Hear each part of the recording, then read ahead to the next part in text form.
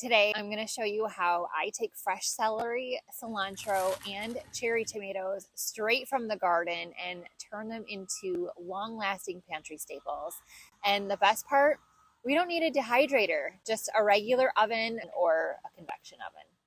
It's simple, it's inexpensive, and it keeps our garden flavors alive all winter long. So stick around until the end and I'll share my favorite ways to use these once they're dry. Trust me, you'll want to add these into your soups, sauces, and seasoning blends. There's something special about walking right out here and picking food fresh. The celery I use mostly for soups and stews, the cilantro for seasonings and salsas, and these cherry tomatoes, well, they turn into the most delicious sun-dried style tomatoes.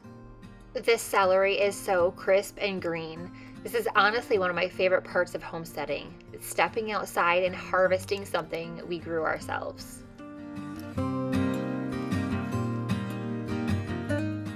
Now, if you really wanted to, you can save the leaves to the celery. They do add good flavor to soups in the wintertime, but I still have plenty from the year previous, so I do not need them this year.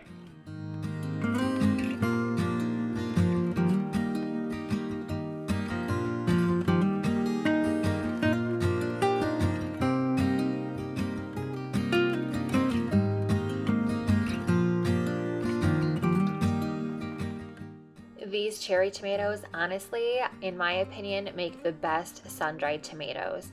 They have higher natural sugars than larger tomatoes, which means when they dry down, the flavor gets super concentrated. It's sweet, tangy, and rich, almost like bursts of candy from the garden. Plus, their size is perfect. You just slice them in half, and they dry much more evenly than big slicing tomatoes.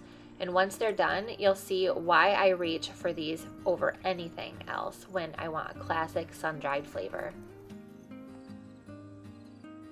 Fresh cilantro is one of those herbs that you either love or you don't. But for us, it is definitely a must-have in the kitchen.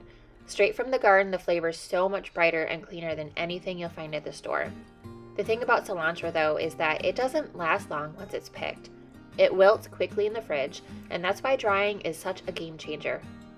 You can capture that fresh, zesty flavor and have it ready all winter long for soups, chili, salsas, or even homemade seasoning blends.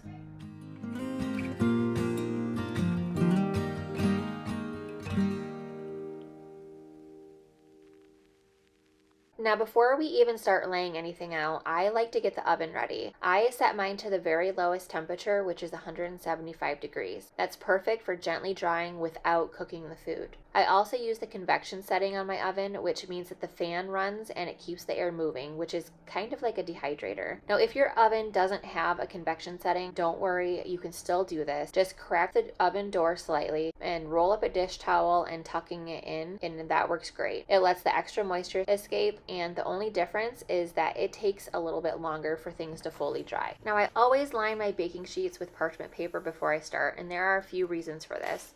First, it keeps everything from sticking. Tomatoes especially can get tacky as their sugars concentrate, and parchment makes cleanup a breeze.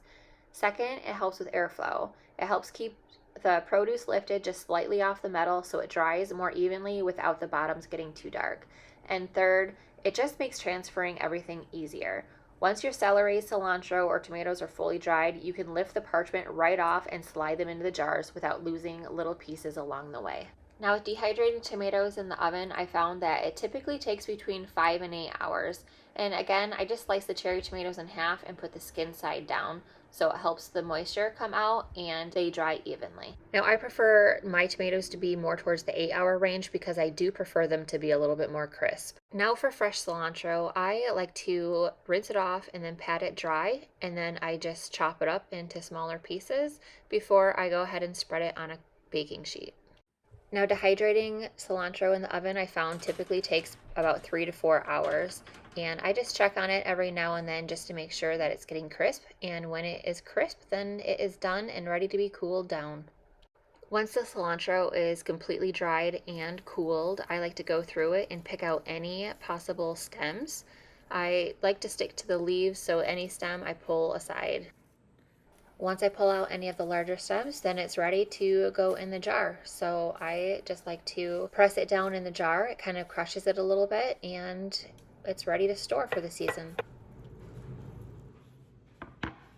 For celery, I found that the dehydrating time varies greatly depending on the size of slicing. Now, the thinner the slice, the faster it will dehydrate, and the thicker the slice, the longer it takes to dehydrate. So I found that celery slices can take 3 to 4 hours or up to around the 8-hour mark, just like tomatoes, depending on how thick they are. By spreading these out evenly, it will help them dry evenly. And then just every couple hours, we're going to come back and we're going to flip them to make sure that they are evenly drying. Now, as I've said before, I use these all winter long in a variety of recipes, including soups and other main dishes. And then the sun-dried tomatoes I actually use in my turkey burger recipe, which I will link in the comments below if you are interested in checking that out. I'm so glad that you joined me today, and we will see you on the next one.